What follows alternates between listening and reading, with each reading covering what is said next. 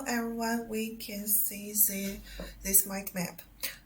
My topic is how and why course assessment should shift from measurement to meaning, and the keywords are how, why, measurement, and meaning. So the mind maps structure progress from why to how. First, let us consider why. This is part corresponding to the purpose section of the Paul Elder framework.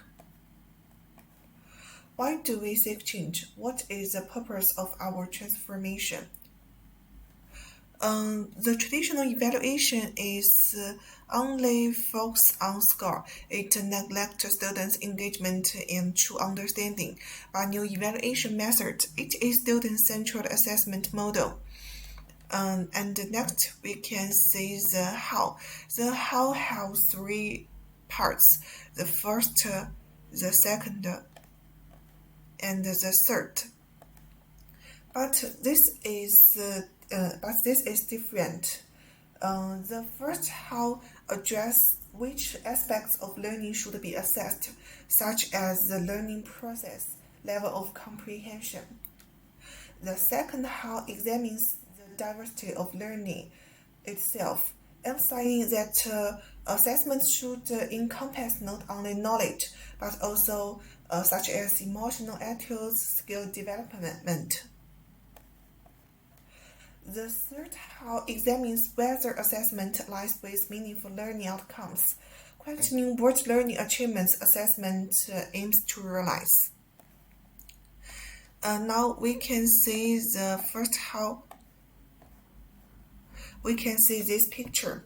For example, in the last row, the left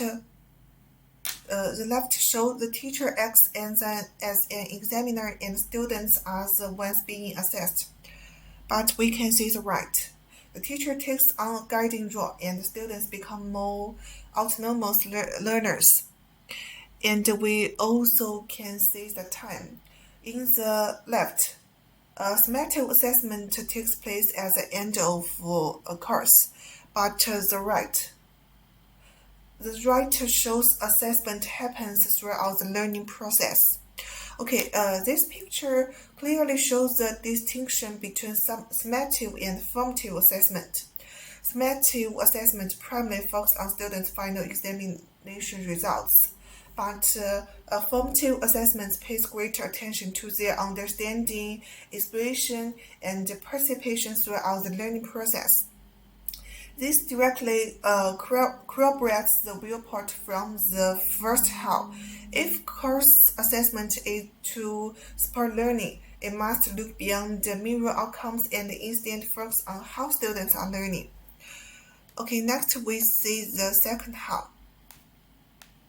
The second how, briefly speaking, it emphasizes that course assessment should not focus on examination results, but rather on students' holistic development in areas such as emotionally well-being capabilities.